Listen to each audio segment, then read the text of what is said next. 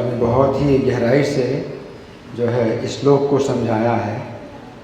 और जैसा कि महाराज ने बताया कि देवताओं ने श्लोक संख्या 31 में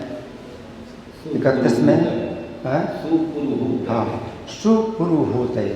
तो सुपुरुहूत है तो सु का मतलब है बहुत अच्छी प्रकार से अनेक प्रकार के नामों के द्वारा आप बुलाए जाते हैं, उन नामों के द्वारा आप आ जाते हैं, उन नामों में भी आप अपनी पहचान करते हैं। तो इस तरह से आपने बहुत से नाम अपने स्वीकार किए हैं। तो इसमें मैं देख रहा था कि 14 नाम उन्होंने जो है देवताओं ने लिए हैं भगवान के। तो पहला तो है भगवन। तो भगवन का मतलब है कि 6 प्रकार के ऐश्वर्य हैं इनके अंदर हैं। फिर दूसरा है नारायण। तो नारायण का मतलब है 3 पुरुषावतार, करुणदक्षाय विष्णु, गरुड़दक्षाय विष्णु, शिरोदक्षाय विष्णु, ये 3 पुरुषावतार के रूप में आप जो है प्रकट होते हैं। फिर तीसरा है वासुदेव। तो वासुदेव का मतलब है चतुर्व्यूह, जो वैकुंठ में भगवान रहते हैं वो प्रकट होते हैं चतुर्व्यूह के रूप में। फिर चौथा है आदि पुरुष।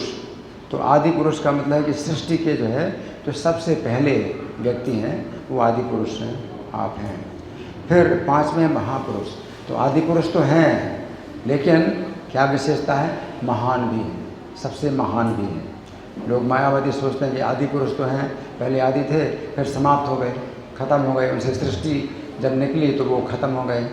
तो यहाँ पर बताया कि भगवान आदि पुरुष हैं और महापुरुष हैं। तो इस प्रकार से उनकी जो महत्ता है, उनके जो महत्व है वो घटता नहीं, उनका महत्व बढ़ता जाता है। फिर छठा है महानुभाव।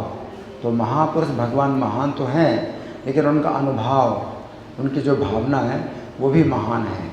ऐसा नहीं, बहुत लोग महान तो होते हैं, ऊंचे पद पर होते हैं लेकिन भावना जो है बड़ी दूषित होती है। यह महानुभाव। फिर है परम मंगल।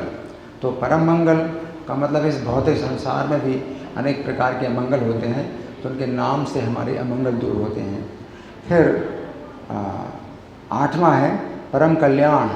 तो परम कल्याण का मतलब है कि भगवान अगर हमारे ऊपर कृपा करते हैं तो परम कल्याण होता है। तो परम कल्याण का मतलब वैकुंठ की प्राप्ति होती है। फिर 9वां है परम कारुणिक। तो परम कारुणिक का मतलब है कि देवता लोग अपने लिए कह रहे हैं कि हम तो परम कल्याण नहीं चाहते हैं, हम तो आपका वैकुंठ नहीं चाहते हैं, हम तो निम्न स्तर के भोगों को चाहते हैं, स्वर्ग चाहते हैं। लेकिन इसमें भी आप परम कारुणिक हैं कि आप जो है हमारी रक्षा भी कर रहे हैं और जो हमारे जो भोग हैं तो उनकी प्राप्ति भी करा रहे हैं और साथ साथ हमारी रक्षा भी कर रहे हैं कि दुर्गति ना हो। परम कारुणिक। फिर 10वां है केवल। तो केवल का मतलब है कि भगवान के अंदर जो गुण हैं वो केवल उनके ही अंदर ही है, उनके गुणों की तुलना और कहीं नहीं हो सकती है। तो केवल। 11वां है जगदाधार। जगत के आधार हैं, संपूर्ण जगत।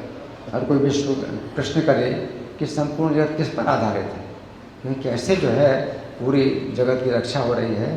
तो यहाँ पर कहा जगदाधार वही हैं रक्षा करने वाले। फिर 12वां है लोकैकनाथ। जितने लोक हैं उनके एकमात्र नाथ। तो लोग तो कितने हैं, लोगों की संख्या ब्रह्मांड के अंदर लोगों की संख्या इतनी है जैसे किसी बोरे के अंदर सरसों के दाने हों, लेकिन सबके एकमात्र नाथ। तो समझना बड़ा मुश्किल है। तो भगवान ऐसे लोकैकनाथ हैं। फिर 13वां सर्वेश्वर। तो समस्त लोकों के नाथ हैं, लेकिन प्रत्येक लोक में असंख्य जीव हैं। तो फिर इसको कैसे समझें, प्रत्येक जीव के ईश्वर हैं, सब जीवों के ईश्वर हैं। और बड़ी यह बात है। और फिर अंत में है लक्ष्मीनाथ। तो लक्ष्मीनाथ, लक्ष्मी के साथ इनकी जो शोभा होती है, इनकी पूजा होती है।